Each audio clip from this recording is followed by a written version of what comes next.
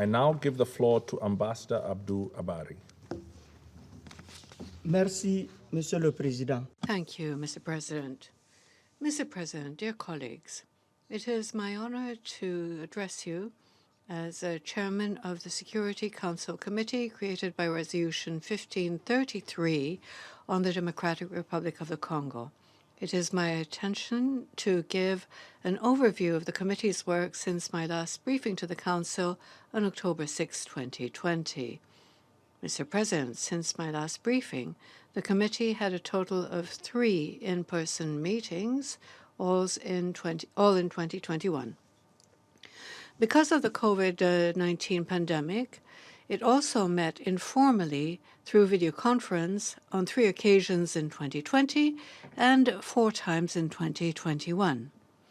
In 2020, during the informal consultations held by video conference on November 20, the committee heard briefings on the arms embargo presented by the head of the Joint Analysis Center of the MONUSCO mission, several representatives of the working group of the MONUSCO responsible for the arms embargo, the head of the section on planning and program management of the Mine Action Service of the United Nations, and a representative of the Anti-Mine Service of the DRC. The committee also heard a briefing from the UN Secretariat. During informal consultations held by video conference in December, we had a briefing from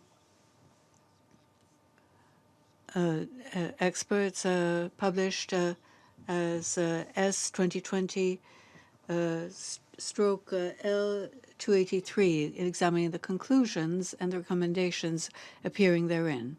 In 2021, during informal consultations in video conference with the states of the region on January 22, the coordinator of the group of experts presented the main conclusions and recommendations appearing in the midterm report, after which some states of the region made comments on the report.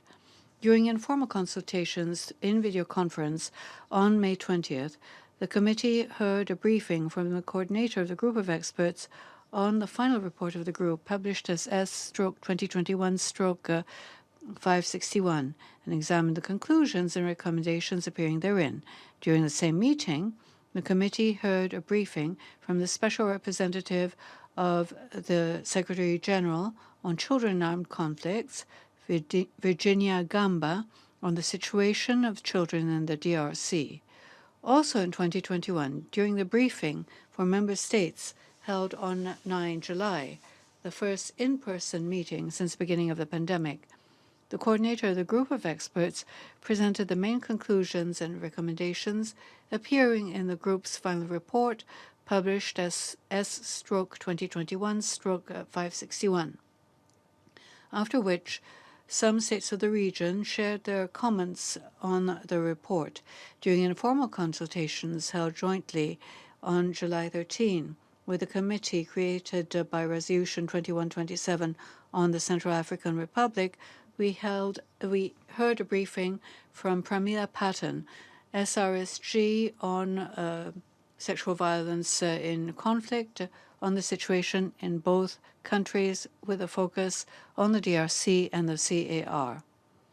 During informal consultations held on July 30th, during a meeting on the topic Gold, Tantalum, and Tungsten mined in the DRC, illicit trade in national and international markets, the committee heard briefings from the coordinator and the experts on natural resources and finance of the group of experts on the DRC, on the final report, also from the special envoy of the Secretary General for the Great Lakes region, the executive secretary of the International Conference on the Great Lakes region, and the head of the due diligence of the Center for Responsible Business of the OECD. The committee also organized 3 informal consultations through video conference on November 13, 2020, May 18, 2021, and June 30 of the same year, with the head of the follow-up mechanism for the DRC, Mr. Robert Petit.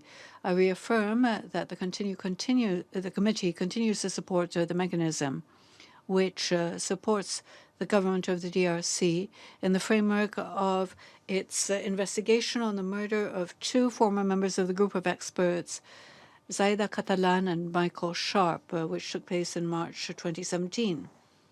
In accordance with paragraph 104 of the annex of the note of the President of the Security Council published as S/2017/507, the committee published two press briefings containing a brief summary of the informal consultations held on July 13 and 30th, 2021. I also wish to recall that in its resolution 2478, the Security Council asked the group of experts to produce proposals to update the information on the sanctions list of the DRC every 12 months.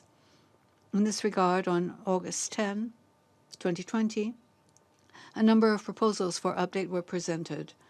On the 19th of August 2020, the committee accepted the updates on 2 individuals and 3 entities and expects other responses from member states on the requests of the group of experts for the status of some individuals on the list in order to update the information on these individuals.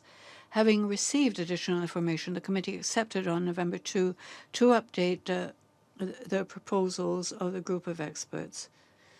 To conclude, Mr. President, I have the pleasure of informing the Security Council that it is my intention to accompany a delegation of members of the committee to the Democratic Republic of the Congo for a visit between 5 and 10 November 2021. The object of this visit is to gather first-hand information on the effective application of the sanctions imposed by Resolution 2360 of the Security Council, as reaffirmed by Resolution 2582 of 2021.